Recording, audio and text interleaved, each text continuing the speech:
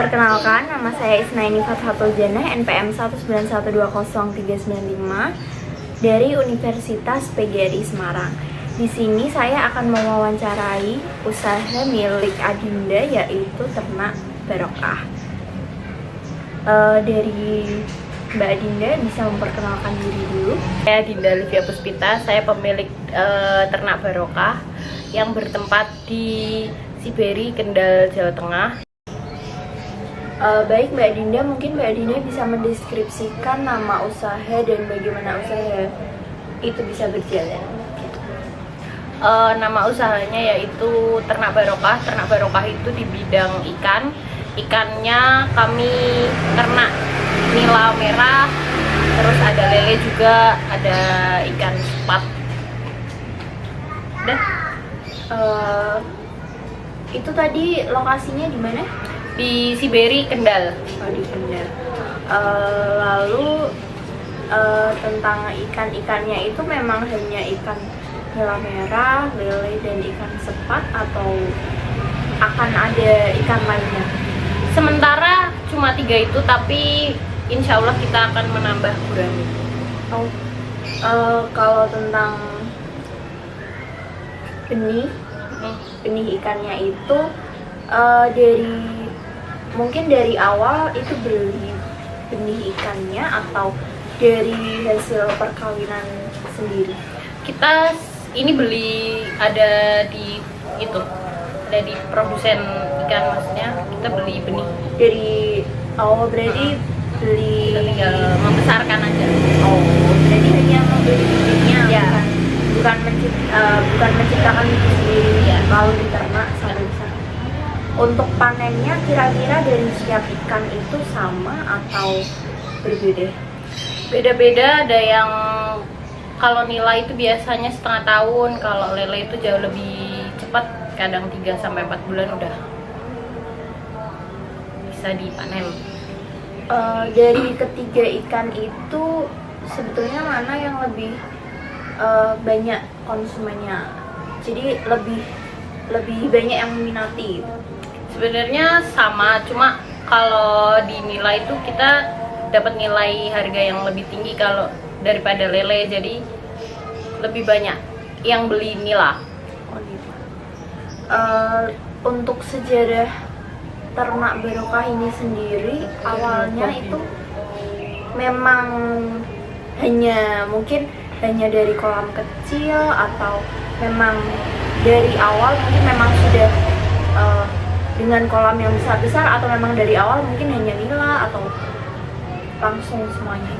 Ya, kita awalnya cuma 2 kolam kecil itu isinya nila semua, tapi alhamdulillah sekarang udah merembet jadi sekitar 7 atau 8 kolam yang isinya campur itu tadi. Ada lele juga.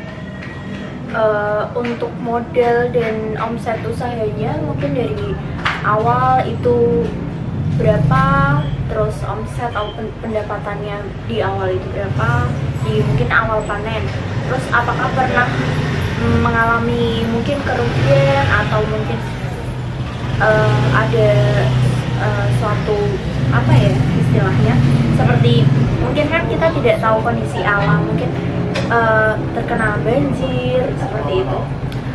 Kalau untuk modal awal kita sekitar 40 juta, terus kalau omsetnya sekitar 100-150 juta sekali panen. Terus Itu kalau 100-150 juta itu untuk satu kali panen satu jenis ikan, atau untuk semuanya? Semuanya. Terus kalau kesulitan mungkin karena airnya nggak menentu, jadi kita pernah hampir berapa persen itu mati gara-gara ikannya nggak cocok dengan air yang ada di tempat pembudidayaan itu, jadinya banyak yang mati. Mungkin Mbak Dinda bisa menjelaskan tentang manajemen pengelolaan di kolam, mulai dari merawat ikan sampai dari awal sampai nanti dipanen, kemudian makanannya. Kalau saat ini kami serahkan hampir sepenuhnya kepada karyawan kami yang berjaga di sana. Jadi ada yang tidur di tempat kolam ikannya kita. Terus kalau untuk makanannya itu makanan biasa ikan. Dan kita rutin membeli bibit ikan itu tergantung kebutuhan, kadang 3.000, kadang 5.000 gitu. Kami belinya biasanya di Banjarnegara. Di situ ada yang jual memang khusus bibit ikan yang bisa dikirim ke luar kota juga. Untuk karyawan yang mengelola di sana ada 1 atau 2? Kalau sekarang ada 2 yang tetap itu, yang 2. Yang tetap 2.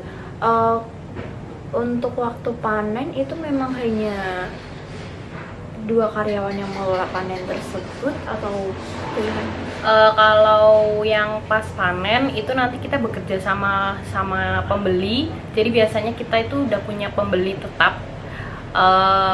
Jadi nanti dari orang yang membeli juga membantu untuk memanen ikan saat pembeli itu, saat proses pembelian. Jadi nanti dibantu oleh pembelinya.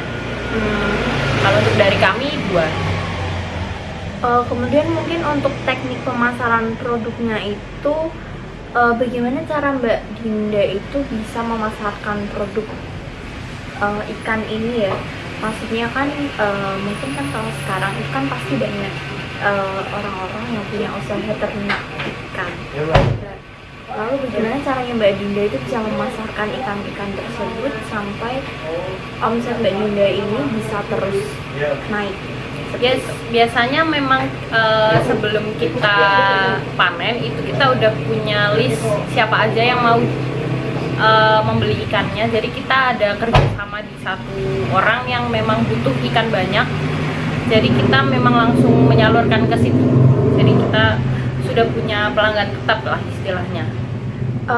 Mungkin dari awal sebelum Mbak Dinda ini punya pelanggan tetap, itu Mbak Dinda emang mencari orang yang memang membutuhkan banyak ikan, atau memang Mbak Dinda mungkin memasarkan pada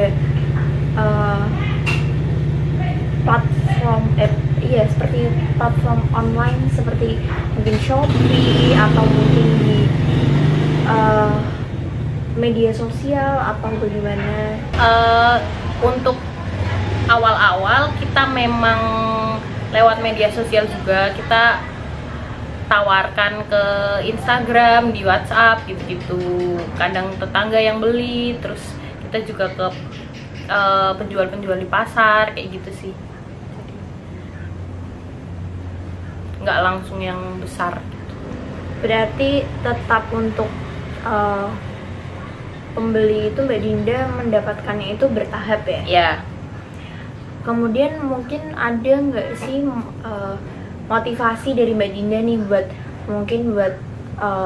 teman-teman, apalagi yang sama mahasiswanya seperti saya, mungkin jika ingin membuka suatu usaha, mungkin juga nanti bisa juga ternak ikan seperti Mbak Dinda seperti itu. Mungkin apa sih tips atau motivasinya buat teman-teman?